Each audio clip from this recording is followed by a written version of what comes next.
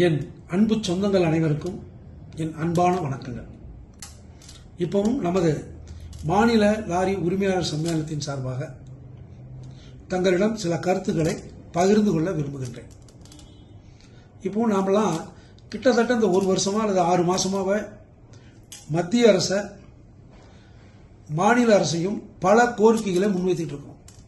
இதில் குறிப்பாக நம்ம மாநில அரசை பொறுத்த வரைக்கும் இந்த ஆர்சி எல்லாம் தபாலில் அனுப்புறது, இதெல்லாம் நேர்லேயே நம்முடைய உரிமையாளர்கிட்டே கொடுக்கணுங்கிறத ஒன்றும், இந்த எஃப்சி சமயத்தில் ஸ்டிக்கர் தொந்தரவு கொடுத்துட்டு இருக்கிற இதை ஒன்றும், அடுத்தது பார்த்தீங்கன்னா இப்போ சமீப காலமாக அதாவது ஆன்லைன் கேஸு, அதாவது காவல்துறை மூலம் போடப்பட்ட ஆன்லைன் சலான் கேஸு, போக்குவரத்துறையால் போடப்பட்ட கேஸுகள் அனைத்தும் நம்ம லாரி எஃப்சிக்கு போகும்போது அதை கட்டியிருந்தால் தான் நமக்கு எஃப்சிக்கு அடுத்த வேலையை செய்ய முடியுங்கிற ஒரு கட்டாயப்படுத்தினாங்க. இதை மூணுலையும் நாம் இன்னும், அதாவது இந்த ஸ்டிக்கர் சமாச்சாரத்தை நல்லா இருந்துச்சுன்னா ஒட்ட தேவையில்லை அப்படிங்கிறதும், அதே மாதிரி இந்த எஃப்சிக்கு போகும்போது ஆன்லைன் கேஸெல்லாம் கட்டும்போது நாங்கள் அப்போ எதுவும் வலியுறுத்த வேண்டாம், ஆன்லைன் கேஸே நாங்கள் போடக்கூடாது காவல்துறைன்னு சொல்லிட்டு இருக்கிறோம், நீங்கள் அதையும் இப்போ நிர்பந்தப்படுத்துறீங்க, அல்லது ஆன்லைன் கேஸ் நம்முடைய போக்குவரத்துறை மூலம் போடப்படுற கேஸெல்லாம் கூட நாங்கள் கட்டிடுறோம், ஆனால் எஃப்சி டைமில் டேக்ஸ் கட்டும் போது எங்களுக்கு எந்த தொந்தரவும் கொடுக்க வேணான்னு கேட்டுட்டு இருக்கிறோம். அதே சமயத்தில் பார்டர் செக் போஸ்ட்டு தமிழகத்தில் நீங்கள் அதை நீக்கணும், எடுக்கணுங்கிறது தான் நம்முடைய நீண்ட நாள் கோரிக்கையாக இருந்தது. இப்போ நான் உங்கள்கிட்ட முக்கியமாக சொல்ல விரும்புறது என்னன்னா, எஃப்சி ஸ்டிக்கரை பொறுத்த வரைக்கும் நல்லா இருந்தால் ஒட்ட தேவையில்லை. மீறி உங்களை யாரையாவது கேட்டாங்கன்னா மாநில தலைமையை தொடர்பு கொண்டீங்கன்னா நாங்கள் அதுக்கு உண்டான வேலையை கண்டிப்பாக நாங்கள் செஞ்சு கொடுக்குறோம். ஒட்டாமல் அந்த அதிகாரிகிட்ட நாங்கள் பேசுகிறோம்.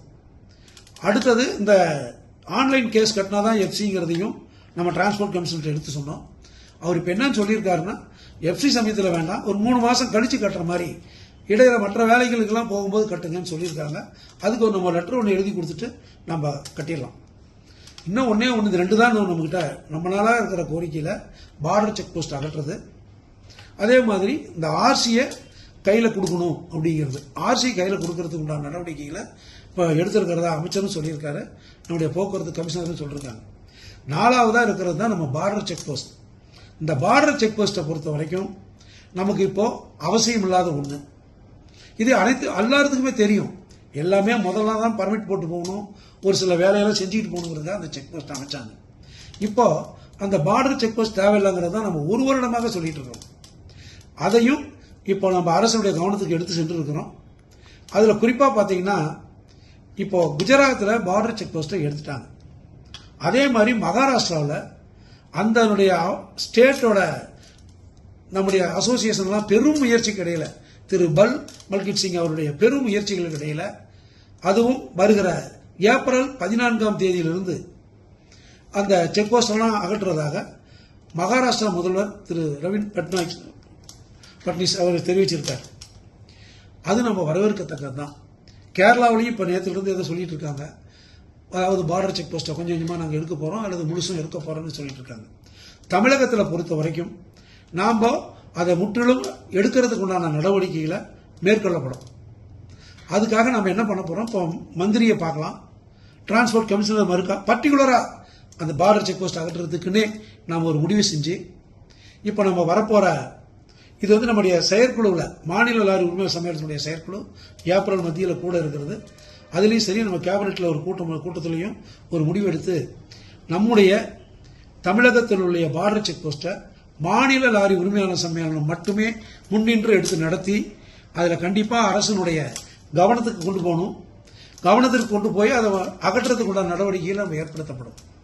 அதுவும் நான் குறிப்பாக என்ன சொல்ல போறோம்னா, நம்முடைய செயற்குழுவில் விவாதிச்சுட்டு தமிழகத்தில் உள்ள பார்டர் செக் போஸ்டுகள் அனைத்திலும் ஒரே நாளில், உதாரணத்துக்கு சென்னையில் இருக்காங்கன்னா கும்மிடிப்பூண்டி தான் நம்ம பார்டர் செக் போஸ்ட், இங்கே ஆந்திராவில் இங்கே ஒன்று இருக்காங்க, கேரளா, இந்த மாதிரி பல இடத்துல இருக்கிறதெல்லாம் அந்தந்த அருகாமையில் உள்ள நம்முடைய சங்கங்களுடைய சேர்ந்த பிரதிநிதிகள், அதாவது கேபினெட்டில் இருக்கிற பொறுப்பாளர்கள் அவர்கள் தலைமையில் கண்டிப்பாக அந்தந்த இடத்துல போய் நம்ம அந்த பார்டர் செக் போஸ்ட் அகற்றுறதுக்கு உண்டான நடவடிக்கைகளை கண்டிப்பாக ஒரு ஆர்ப்பாட்டமோ, என்ன நம்ம முடிவில் செயற்குழுவில் என்ன முடிவு பண்ணுறோமோ அதை நம்ம கண்டிப்பாக செய்வோம். முதல்ல மாநில அரசினுடைய அமைச்சர் பெருமக்களையும் அமைச்சரையும், அடுத்தது டிரான்ஸ்போர்ட் கமிஷனருக்கும் ஒரு கடிதம் கொடுத்துட்டு முறையாக நம்ம செய்யணும். எடுத்தோம் கமுத்தோம் அப்படிங்கிறதுல செய்ய முடியாது. அதே மாதிரி இப்போ சமீபத்தில் சென்னையில் திரு யுவராஜ் அவர்கள் அறிவிச்சிருக்கார். அந்த ஆர்ப்பாட்டத்திற்கும் அதுக்கும் நமக்கு மாநில லாரி உரிமையாளர் சம்மேளனத்திற்கும் எந்த விதமான சம்பந்தம் இல்லை. இது மாநில லாரி உரிமையாளர் சம்மேளனத்தினுடைய அவர் கேட்டோ எதுவுமே இல்லாமல் அவர் அறிவிச்சிருக்காரு. அது மணல் கூட்டமைப்பு சார்பாக எதுவும் தெரியல. அது அவருடைய விருப்பம். தனிப்பட்ட ஒரு சங்கம் செய்யக்கூடிய செயல். இதில் நம்முடைய மாநில லாரி உரிமையாளர் சம்மேளனம் எந்த விதமான இதுக்கு நம்ம செய்யலை. நம்முடைய மாநில லாரி உரிமையாளர் சம்மேளனத்தினுடைய நோக்கமே எல்லாரும் ஒன்றுபட்டு ஒரே குரல் கொடுத்தால் மட்டுமே இந்த இதை செக் போஸ்ட் எடுக்க முடியும். அதனால எந்த குழப்பங்களும் வேண்டாம். அவர் தனிப்பட்ட முறையில் செய்யறது செய்யட்டும். அது நாம் ஒன்றும் சொல்ல முடியாது.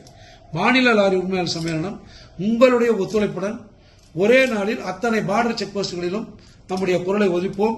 அது எப்பொழுதுனா மாநில அரசினுடைய அமைச்சருக்கு கடிதம் கொடுத்தும் டிரான்ஸ்போர்ட் கமிஷன்கிட்ட கலந்துக்கிட்டு, அதாவது இந்த கோரிக்கையை வச்சுட்டு அவங்ககிட்ட என்ன பதில்னு தெரிஞ்சுக்கிட்டு இந்த முடிவை எடுப்போம் அப்படிங்கிறது தான் இந்த நேரத்தில் உங்களுக்கு தெரிவிச்சுக்கிறேன். இதில் ஒவ்வொருத்தரும் ஒவ்வொரு கருத்தாக சொல்லும்போது உண்மையாகவே எனக்கு ரொம்ப கஷ்டமாக இருக்குது.